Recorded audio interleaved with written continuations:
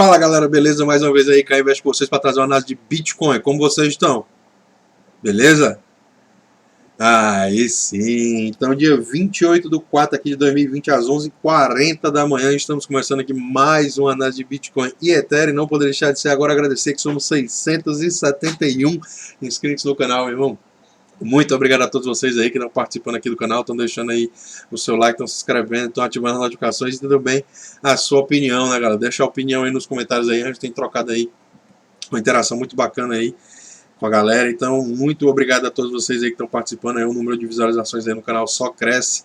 Então, muito obrigado mesmo aí, não tem nem o que falar. Então, com isso, vocês sabem que aqui no canal a gente não perde tempo com nada, vamos direto aqui para o nosso medidor de sentimento aqui do mercado, né, o nosso Crypto Fear and Greed Index, né, que é o nosso medidor de medo e ganância do mercado, né, e a gente vê como é que ele está aqui hoje na casa dos 27 pontos aí, ontem ele estava nos 26, semana passada chegou aos 19, mês passado chegou aos 14, né, então a gente vem aqui no gráfico e a gente vê que a gente está vagarosamente aí conseguindo fazer topos mais altos que os topos anteriores aqui no gráfico do nosso sentimento do mercado, e a gente está querendo sair dessa região aqui, onde o preço está passando bastante tempo aqui, e nessa região de medo extremo, né? Então a gente tem que ficar de olho aí, porque é muito importante a gente estar participando aqui nos mercados quando o medo está estabelecido nas ruas, né? É aí que está o maior prêmio, né, do mercado. Então, parti aqui para o Ivan Tech, né, um dos programadores aí e youtubers que eu sigo bastante aí, bastante. E aí a gente vem ver aqui que esse aqui é o Twitter dele, a gente tem ele trouxe aí um Twitter bem interessante aí. Ele também tem um canal do YouTube com mais de 200 mil seguidores aí. Inclusive eu trago muitas notícias que eu passo aqui no canal, eu trago através do canal dele. E aí uma das notícias dele, inclusive eu repostei essa imagem aqui no meu Instagram aí. Quem entrar no meu Instagram vai ver essa imagem aqui. Fala sobre o Bitcoin e a comparação com várias moedas estatais, né, moedas fiduciárias, moedas fiat, comparado year to date, né? Year to date significa do começo do ano para cá. E do começo do ano para cá o Bitcoin está com 4,9% de alta em dólar, 9,2% em euro, né? E a gente vem ver aqui que o real ele está subindo 44,5%, né? Então isso significa o quê? Significa que se você tiver comprado Bitcoin dia 31 de dezembro ali de 2019, você está com um poder de compra maior, 44,5%, né, por conta da desvalorização do real, né? Então é muito interessante aí a gente está entendendo e percebendo como o Bitcoin funciona como um safe haven, né, que é um modo de você guardar o seu dinheiro, né, um paraíso para você guardar o seu dinheiro, que você vai conseguir manter o seu poder de compra, assim como o ouro também, né? Então aqui tem uma comparação aí com várias outras moedas aí do mundo, né? E você pode entrar aí no Twitter dele, ou então eu até retuitei também assim, esse tweet dele. E se você tiver interesse, vai lá e dá uma olhada, né?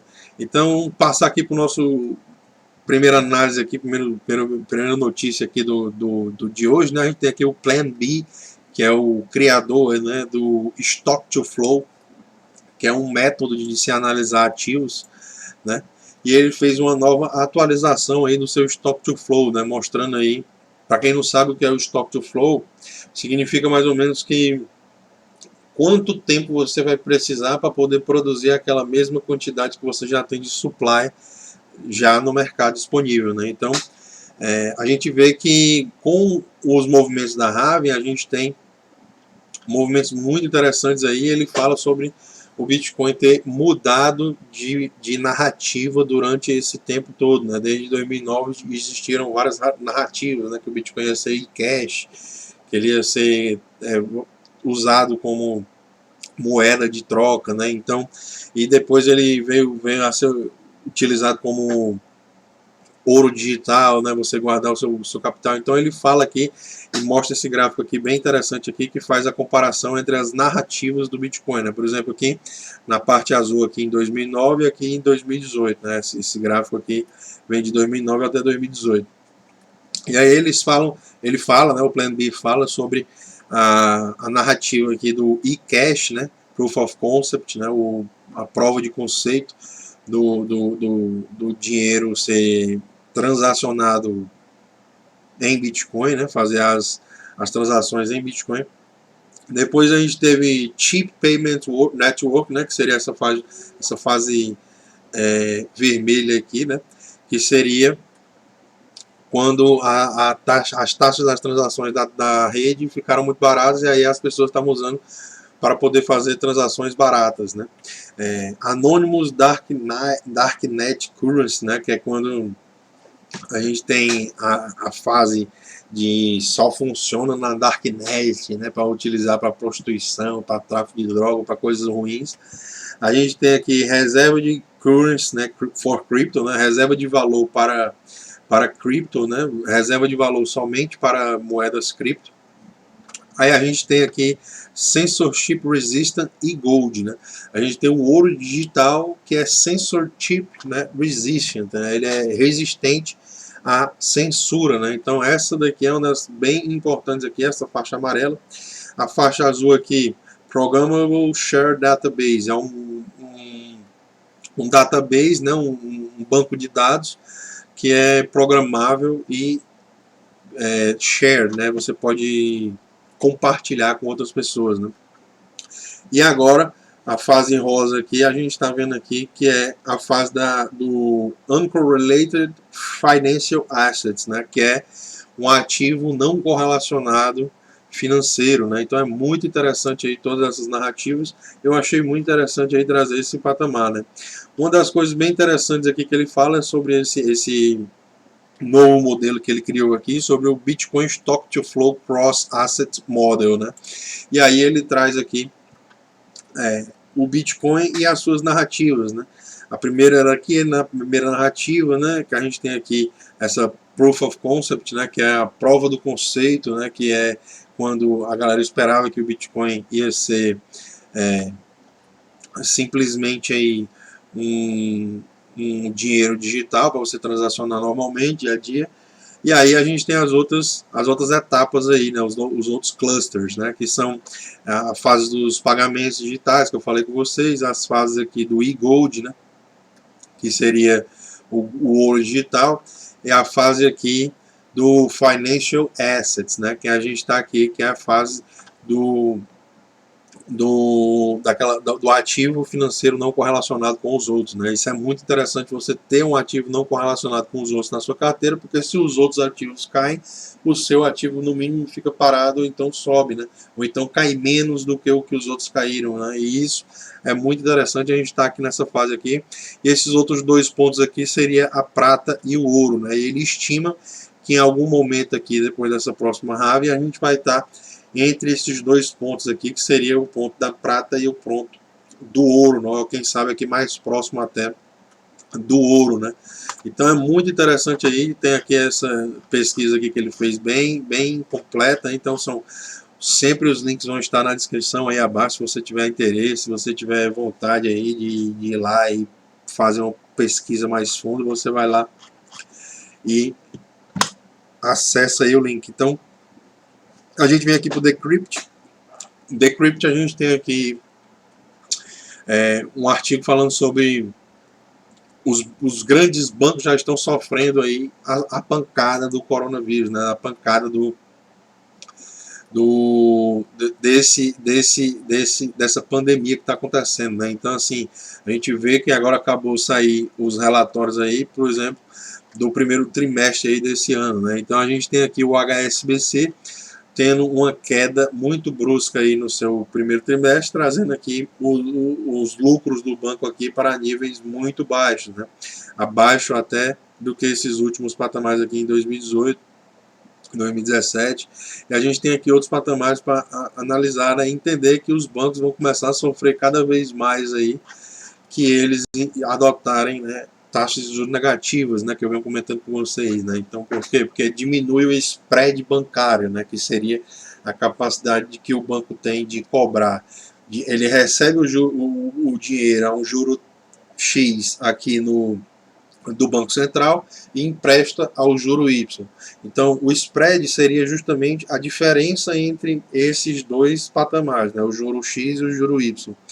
E aí o que acontece? Você simplesmente tem esse patamar cada vez mais encurtado, né? Ele tem diminuído esse spread bancário, então com isso os bancos estão cada vez mais aí sofrendo, e neste momento crítico a gente tem eles sofrendo ainda mais, né? Então vamos ver aí como é que vai se comportar, e a gente pode ter sim instituições financeiras e gigantes instituições financeiras sofrendo, e sofrendo bastante aí, quem sabe até entrando para falência, né? Então não vou dizer que o HSBC está entrando para falência, mas algumas outras instituições podem estar, e com isso a gente pode ter um efeito cascada, né? Um efeito dominó, onde vai arrastando umas às outras, tendo em vista que esses bancos estão incestuosamente correlacionados, né? Então a gente tem que participar dessas maneiras, como o próprio Plan B fala aqui, de ativos não correlacionados, né? Então é muito interessante aí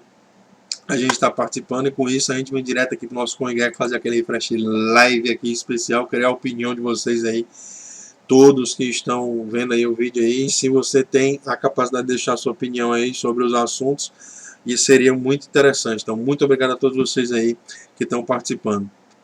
E aí a gente vem ver aqui o cap total de todas as criptomoedas chegando a 224 bilhões aí, um patamar muito interessante, porque fazem muitos dias, né, que a gente não vê esse patamar, né? Esse patamar é um patamar novo, tendo em vista que nesses últimos pumps que a gente deu, a gente só chegou a 221, 222 bilhões de dólares aí, agora estamos superando essa marca, chegando aos 224 bilhões de dólares aí, com uma altinha de 0,8% nas últimas 24 horas, né, galera? Então a gente tem aqui o volume sendo transacionado nas corretoras de cerca de 70 bilhões, aí, 69,4 bilhões, e a gente tem um Bitcoin aí estagnado na dominância com 63,3%, aí, o Ethereum com 9,69% da dominância deste cap, né, galera? Então a gente vem ver aqui o Bitcoin com 7.729 aí, segurando bastante, muito interessante aí, 0,7% de alta nas últimas 24 horas. A gente tem o cap a 141 bilhões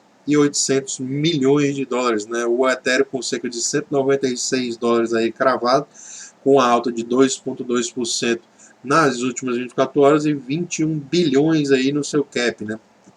Interessante aí, portfólio agradece. A gente vem ver aqui direto no nosso gráfico aí de longo prazo do Bitcoin, o gráfico diário, que a gente tem toda essa movimentação do preço aqui desde junho de 2010 aqui, e eu sempre começo nossos vídeos aqui, as nossas análises, falando sobre esses patamares, né? Então é muito interessante tudo isso que está acontecendo, e a gente ainda está aqui nesse patamar muito interessante, né? Que é o que? A gente ontem conseguiu fechar mais um candle acima desse nosso fractal verde, nosso fractal de 72 períodos, que hoje está nos 7.414 dólares, e a gente está indo vagarosamente aí, tentando chegar nesses patamares que eu comentei com vocês, na casa dos 8 mil dólares aqui, que tem os nossos grandes não balizadores, né? Os nossos balizadores estão aqui abaixo, né? O nosso 610 e o nosso 1200, que são eles que seguram a pancada na hora do vamos ver, né? A gente está aqui nesse movimento, onde a gente teve aqui um movimento aqui sambando em cima dos 610, essa linha laranja aqui, e aí quando ele perdeu, chegou no 1200, né? Chegou no 1200,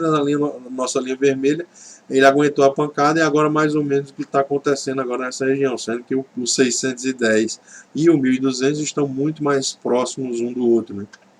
E isso também é muito bullish. Então a gente tem que enxergar esses patamares aí, porque o de 200 períodos e o de 100 períodos estão aqui trazendo resistência para o preço do ativo aqui agora no momento, né? A gente tem que estar de olho aí como é que vai se comportar, porque caso a gente supere essa casa aqui dos 8 mil dólares, a gente pode ter espaço para estar buscando patamares bem acima, né, galera? O que seria aqui na casa dos 8.700 e tanto aí, onde tem o nosso fractal de 305 períodos nos 8.730 dólares agora no momento, né? E a gente tem que estar de olho aí como o preço vai se comportar caso ele supere esses patamares, né? A gente sabe também que já está vários dias aqui o Bitcoin apreciando, né? Ele está ganhando valor. Se a gente pegar aqui do fundão até agora onde ele está aqui, foram mais ou menos 100% aí cravado em 46 dias, né? Então parabéns aí se você pegou essa movimentação aí.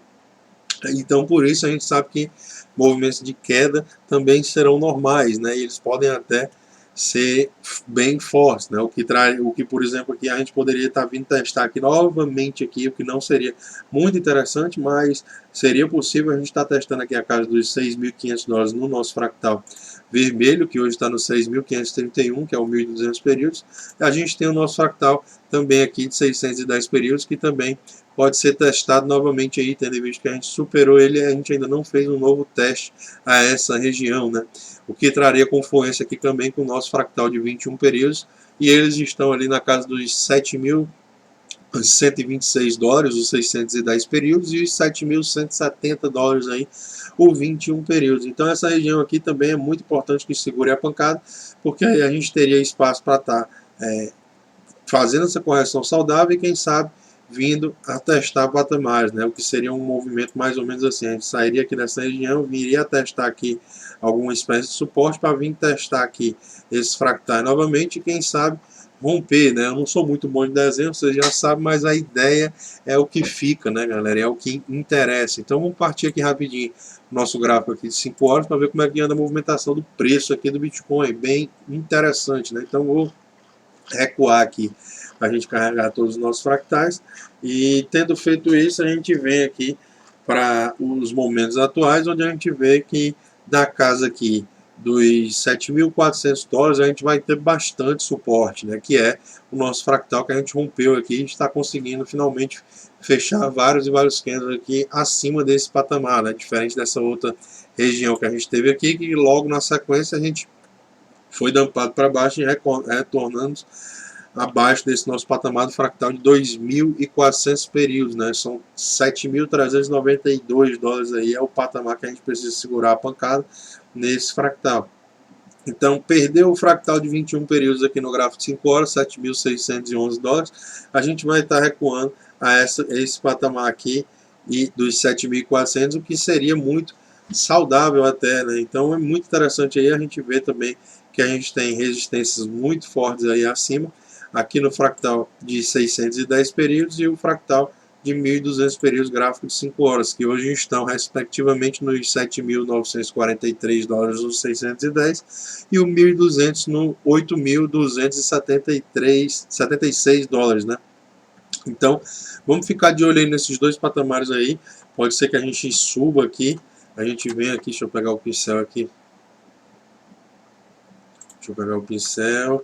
A gente, por exemplo, sai aqui dessa região, suba, chegue aqui nesse patamar, ache bastante resistência e caia para testar suportes anteriores, né? Na sequência a gente vai e faz um movimento de superar esses dois gigantes, né? Então vamos ficar de olho aí nesses patamares do Bitcoin e ficar prestando atenção, porque o mercado traz oportunidades todos os dias, né? Vindo aqui para o Ethereum, né? O Ethereum gráfico diário, toda a movimentação do preço aí no gráfico diário desde abril de 2016, e a gente tem tudo isso para analisar, né? Vindo aqui para os dias de hoje, a gente está conseguindo consolidar acima da região de todos os nossos fractais aqui de linha de frente, o que traria o preço acima da nossa box vermelha, né? E é isso mais ou menos que está acontecendo. Ele está tentando achar suporte suficiente aqui acima da nossa box vermelha para quem sabe ir a buscar o nosso alvo, né?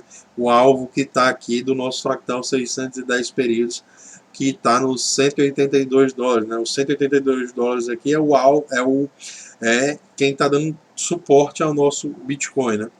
O alvo do fractal de 610 períodos seria exatamente o nosso 1.200 períodos, que eu não canso de falar aqui, né? Então, basicamente é muito interessante tudo isso que está acontecendo aí. A gente vê essa movimentação no preço do Ethereum aí também. Vamos dar um zoom aqui no gráfico de 5 horas para a gente poder analisar como é que anda aqui a movimentação do preço, né? Então, o Ethereum segue muito bullish ainda. A gente vê aqui que a gente tem essa movimentação. Depois desse nosso triângulo ascendente, a gente rompeu, fez um movimento expressivo aqui de alta, e o Ethereum do seu fundo até o topo, né? Vou pegar aqui do fundo até o topo, a gente já fez 124% aí nos últimos 46 dias, né? Então vamos ficar de olho aí. Vamos ficar de olho aí na movimentação do Ethereum, porque ele está muito, mas muito interessante aí, alinhando todos esses fractais aqui no gráfico de 5 horas, a gente está achando bastante suporte aí. Caso o Bitcoin venha a dar uma uma recuada saudável.